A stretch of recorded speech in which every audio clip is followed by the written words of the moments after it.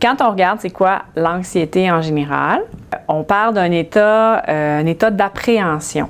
Donc, qui peut générer différentes réactions, autant physiologiques, cognitives qu'émotives. Puis des appréhensions qui sont généralement associées à un danger ou à quelque chose qui pourrait être anticipation négative. Donc, j'anticipe que les choses vont mal se passer. Fait que ça, c'est l'anxiété en général. Ça parle de ça. Donc, c'est un peu plus que juste du stress, parce que du stress, il n'y a pas nécessairement toute l'appréhension puis l'anticipation négative. L'anxiété de performance, si on la regarde plus spécifiquement, dans le fond, c'est la peur de l'échec. C'est la plupart du temps associé à une situation où je vais être évaluée, où je vais être jugée. Donc, ça peut se passer dans les études, mais ça peut également se passer au niveau sportif, hein, quand j'ai une prestation sportive à donner, artistique aussi. Donc, ça se place dans plusieurs contextes. Mais c'est quand j'ai à livrer une performance, à rendre un résultat, puis j'ai une évaluation après ça ou un jugement qui est porté. J'ai eu mon diagnostic d'anxiété de performance quand j'étais au primaire, parce que mes parents ils ont remarqué que j'avais vraiment un problème en classe quand j'essayais comme juste de répondre aux questions avec le professeur. J'avais peur de répondre par exemple aux questions parce que j'étais trop anxieux de ne pas avoir la bonne réponse. On est allé voir un psychologue puis c'est lui qui m'a donné mon diagnostic. La peur de pas être aimé, la peur d'être associé à un échec. Donc j'échoue, je subis un échec. Les sources de mon trouble anxieux, c'est vraiment que j'ai peur de l'échec, puis j'ai peur du regard des autres face à l'échec.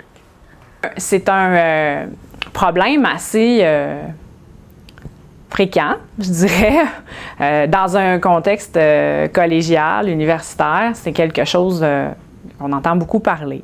Souvent, la personne elle va venir nous voir pour ça au départ, mais on ne va pas travailler ça, on va travailler tout ce qu'il y a en dessous. Puis d'habitude, il y a quelque chose en dessous. Il y a pas, ça, c'est plus un symptôme d'une autre problématique.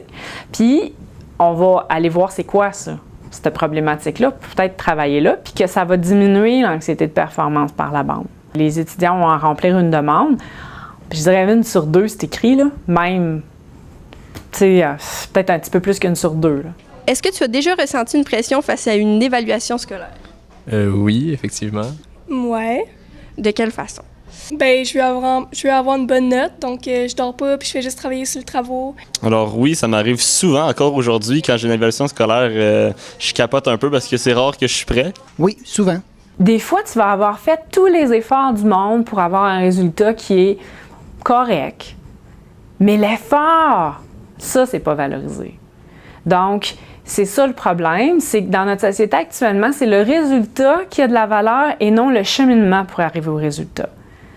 Et ça, c'est problématique. Je pense quand on va enseigner aux enfants que c'est l'effort qui est important puis qu'on va peut-être valoriser leur effort, sans nécessairement mettre un chiffre au bout, on va peut-être faire un chemin.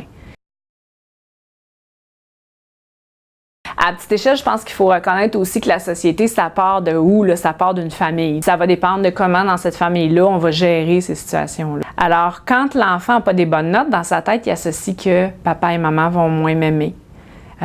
Les gens vont être déçus. Mon professeur va être déçu de moi. Bien, la pression que je vis dans mon anxiété de performance, ça vient clairement de moi. C'est moi qui mets trop de pression sur mes épaules. Oui, les parents peuvent installer des choses insidieusement des fois, pas pour mal faire. Puis il y a comment on vit aussi. Qu'est-ce qu'on montre à nos enfants? Ça se peut qu'on ne soit pas exigeant envers eux. Ça se peut qu'on ne dise rien à l'enfant puis qu'on dit « Bravo, je suis fière de toi, tu travailles bien », mais que nous, dans notre vie, on n'arrête pas. Puis ils voient ça, donc on est fatigué, tout ça, puis ils pensent que c'est ça qu'on doit faire dans la vie. Fait que le miroir, qu'est-ce qu'on reflète? L'enfant, il pogne, lui, puis il n'est pas fou. Il se dit, c'est ça la vie. Parce que quand on est petit, c'est nos parents la vie. Comment faire pour apprendre à gérer ça, puis à diminuer peut-être l'impact de l'anxiété de performance? C'est quelque chose qui est vraiment un lourd travail.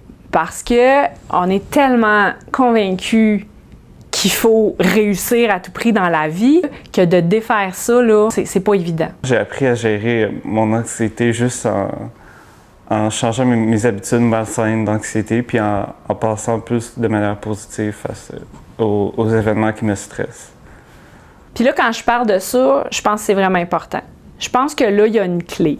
D'accepter que j'ai des failles, que je suis pas fort dans tout, puis que c'est correct. Tu sais, que j'ai des forces dans une certaine matière, puis dans une autre, l'effort est nécessaire.